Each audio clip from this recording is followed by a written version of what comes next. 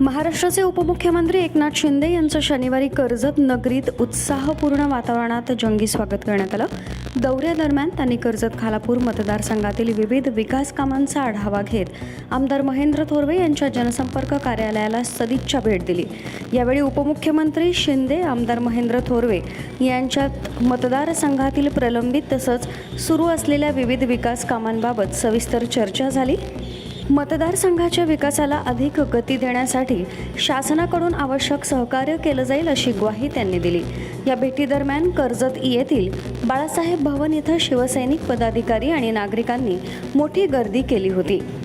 कर्जत खालापूर मतदारसंघातील शिवसेना पदाधिकारी, नगरसेवक, नगराध्यक्ष, महिला आघाडीच्या कार्यकर्त्या तसंच विविध क्षेत्रातील नागरिक मोठ्या संख्येने उपस्थित होते। महिला भगिनींनी पारंपरिक औक्षण करून उपमुख्यमंत्री एकनाथ शिंदे यांचं स्वागत केलं।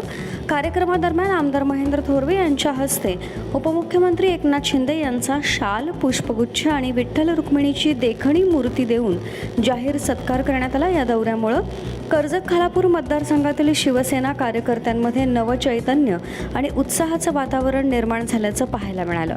मल्हार पवार, महाराष्ट्र न्यूज 24, कर्जत।